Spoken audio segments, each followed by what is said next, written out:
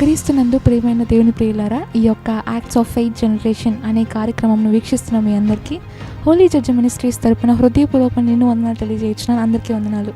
ఈరోజు దేవుడు మనతో ఏ అంశం మాట్లాడబోతున్నాడో చూద్దాం. ఇర్మియా గ్రంథం 30వ అధ్యాయం 17వ వచనం. అయితే నేను నీ గాయములను మాన్పెదను, ఇదే యెహోవా వాక్కు. ఈ వచనం యొక్క సందర్భం ఏంటంటే, ఇశ్రాయేలీయులకి దేవుడు ధైర్యపరుస్తూ మాట్లాడిన మాట ఇది. నేను నీ గాయములను మాన్పెదను.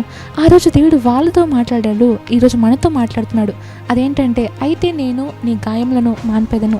ఈ రోజుల్లో మనం చాలా విషయాల్లో మనం గాయాల్లో ఉన్నాం. ఈరోజు ఈవిడ చూస్తున్న మీరు కూడా ఎన్నో గాయాలు కలిగి ఉన్నారు. కొంతమంది అయితే అనారోగ్యం అనే గాయం, దీర్ఘకాలిక వ్యాధులతో బాధపడుతూ ఉంటారు. ఇంకొంతమందికి ఓటమి, ఫెయిల్యూర్ అనే ఒక గాయం. అది చదువులో కావచ్చు, లేకపోతే కెరియర్లో కావచ్చు.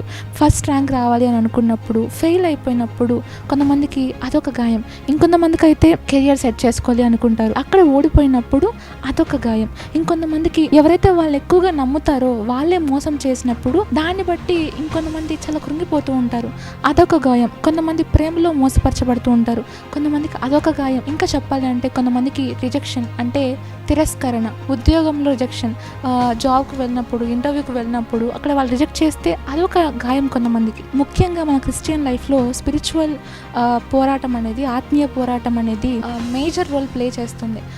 ఎప్పుడైతే మనం దేవునికి వ్యతిరేకంగా ప్రవర్తిస్తామో, ఎప్పుడైతే మనం దేవునికి వ్యతిరేకంగా అడుగులు వేస్తామో, దేవునికి దూరం అవుతామో, పాపంలో పడిపోతామో, ఆ అపరాధ భావన అనేది మనలో ఉంటుంది. కాబట్టి అదొక గాయం కొంతమందికి. ఆ గిల్ట్, ఆ షేమ్ వల్ల చాలామంది ఆ గాయంతో ఉంటారు. ఓడిపోయాను, దేవుని కోసం నిలబడలేకపోయాను అని చెప్పి ఆ టైంలో వాళ్ళు దేవుని మీద అవిశ్వాసులుగా మార్చిపడిపోతారు. నన్ను దేవుడు మర్చిపోయాడేమో, నేను చేసే పాపాలను బట్టి దేవుడు నన్ను మర్చిపోయాడేమో అని, దేవుడు నన్ను విడిచిపెట్టేశాడేమో అని, ఇలా కొన్ని గాయాలు కలిగి ప్రతి ఒక్కరూ ఉంటారు. కొంతమంది అయితే ఒంటరితనం, నాకెవరూ లేరు, నా విషయాలు చెప్పుకోవడానికి కూడా నాకెవరు తోడు లేరు అని చెప్పి దాన్ని బట్టి ఒంటరితనంగా ఫీల్ అవుతూ దాన్ని బట్టి బాధపడుతుంటారు. అదొక గాయం కొంతమందికి. అలానే డిప్రెషన్, నిరాశలోకి వెళ్ళిపోయినప్పుడు, వాళ్ళకున్న సమస్యలను బట్టి నిరాశలోకి వెళ్ళిపోయినప్పుడు అదొక గాయం. ఈ వీడియో చూస్తున్న మీరు ఎటువంటి గాయాల్లో ఉన్నారో నాకు తెలీదు, దేవునికి సమస్తము తెలుసు. ఆయన చెప్తున్న మాట ఏంటంటే, నేను నీ గాయములను మాన్పెదను. ఈ వీడియో చూస్తున్న మీరు అనారోగ్యం అనే గాయాలతో ఉన్నారా, ఆరోగ్యాన్ని ఇస్తాడు. మిమ్మల్ని స్వస్థపరిచి యెహోవా నేనే అని ఆయన మాట్లాడుతున్నాడు. ఆయన పొందిన గాయముల చేత మనకు స్వస్థత దొరికిందండి. మన దేవుడు గుండె చెదిరిన వారిని బాగు చేసే దేవుడు, మన గాయాలని ఆయన కట్టే దేవుడు. ఈరోజు మనకు వాగ్దానం ఇస్తున్న మాట, నేను మీ గాయాలని కడతాను.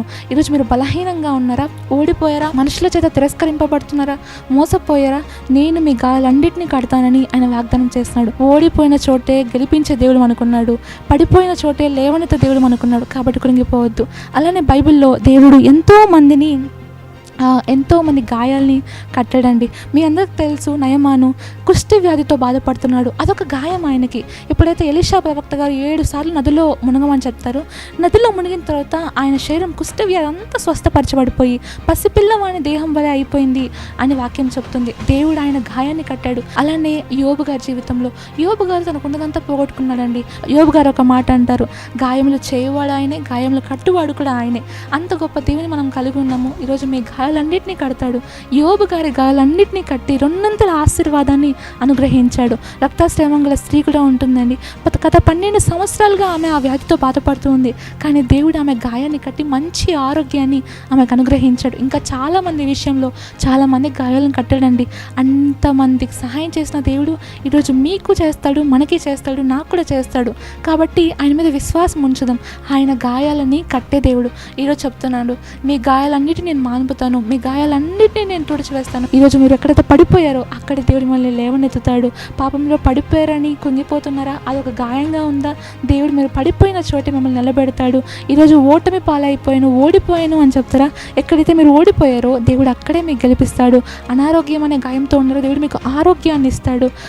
ఒంటరితనంగా ఉన్నారా, దేవుడు మీకు తోడుగా ఉంటాడు. ఇంత గొప్ప వాగ్దానం చేసిన దేవుడిని మనం ఆయన మీద విశ్వాసం ఉంచి ఆయనతో ముందడుగేద్దాం. దేవుడి వాక్యాన్ని మీకు, మీ కుటుంబాలకి దీవెనకరంగా, ఆశీర్వాదకరంగా మార్చునుగాక. Amen. Thank you. Praise lord.